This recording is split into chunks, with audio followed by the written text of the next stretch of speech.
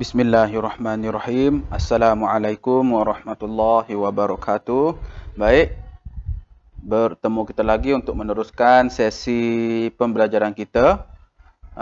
Masih lagi dalam tema yang sama, unit yang sama. Cuma pada kali ini kita nak mengasah kemahiran menulis serta memperkukuhkan aspek tata bahasa.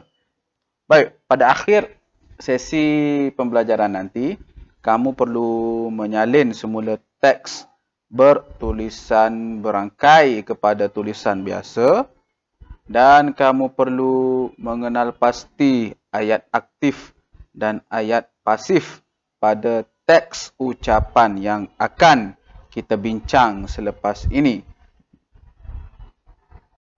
Baik.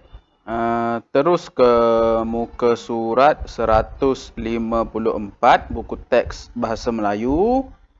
Kemudian kamu akan dapat lihat ada satu teks, ada satu penulisan yang ditulis oleh murid-murid kelas 5 ceria. Murid-murid kelas 5 ceria ni ada tulis satu surat lah. Macam surat ditulis kepada guru besar mereka. Jadi apa yang mereka tulis, apa yang mereka bagi tahu ataupun sampaikan kepada guru besar dia, guru besar mereka. Baik, apa yang perlu kamu buat? Kamu baca untuk kamu tahulah apa yang murid-murid 5 ceria ni nak ucap, nak bagi tahu dekat guru besar mereka. Yang saya nak tekankan di sini ialah tulisan berangkai. Baik. Kalau tulisan biasa, perenggan kedua dan perenggan ketiga ni mungkin tiada masalah untuk kamu baca dan faham.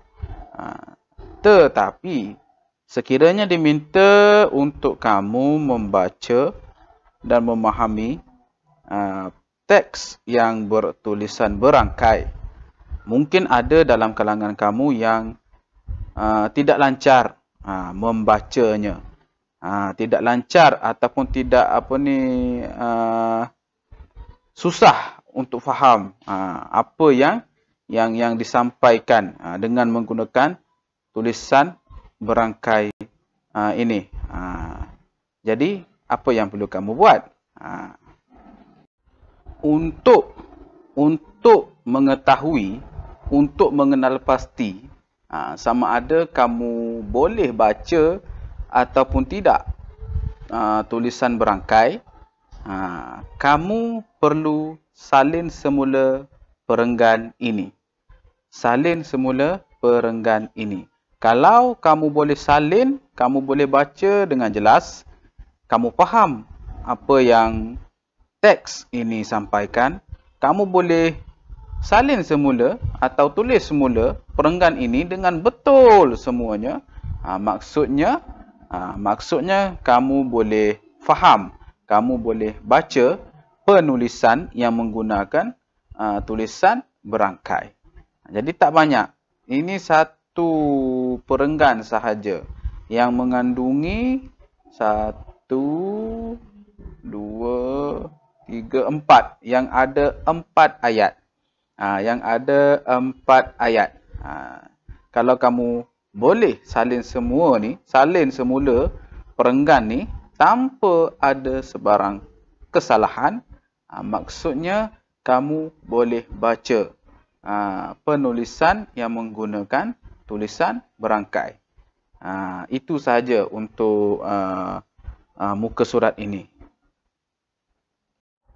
Baik, seterusnya kamu ke muka surat 156 dan kamu akan dapat lihat ada satu maklumat bertajuk I-sisa mudah alih.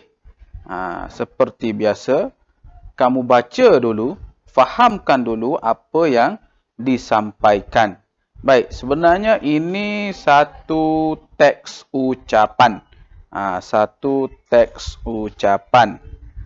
Dalam teks ucapan ini ada ayat pasif, ada ayat aktif. Pada minggu yang lepas, kita telah belajar berkaitan ayat aktif dan ayat pasif. Jadi, pada kali ini, saya nak kamu kenal pasti ayat aktif dan ayat pasif pada teks ucapan ini. Baik, kita bincang dulu. Kita baca dulu ucapan yang disampaikan oleh lelaki. Lelaki yang pakai kod tu. Saya rasa ini guru besar lah. Kalau bukan guru besar pun guru penasihat Kelab Lestari Alam. Baik. Selamat sejahtera murid-murid. Saya akan menyampaikan ceramah tentang I-sisa mudah alih. Saya akan menyampaikan ceramah tentang I-sisa mudah alih. Itu ayat aktif. Baik. Seterusnya, banyak maklumat akan saya kongsikan dengan kamu. Itu ayat pasif. Macam mana nak tahu ayat aktif, macam mana nak tahu tu ayat pasif?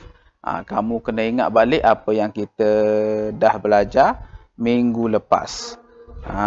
Saya tak nak ulang balik. Sebab benda tu kita dah pun belajar. Kalau kamu tak faham tentang ayat aktif, tentang ayat pasif, tengok semula video yang saya bagi minggu lepas. Baik. Program ini adalah untuk memberi kita kesedaran tentang kepentingan pelupusan I-sisa mudah alih secara mesra alam. Itu ayat aktif. Seterusnya, telefon bimbit, telefon pintar, tablet dan aksesorinya perlu dikitar semula dengan cara yang betul. Itu ayat pasif. I-sisa mudah alih ini perlu kita serahkan kepada pengumpul. Itu ayat pasif.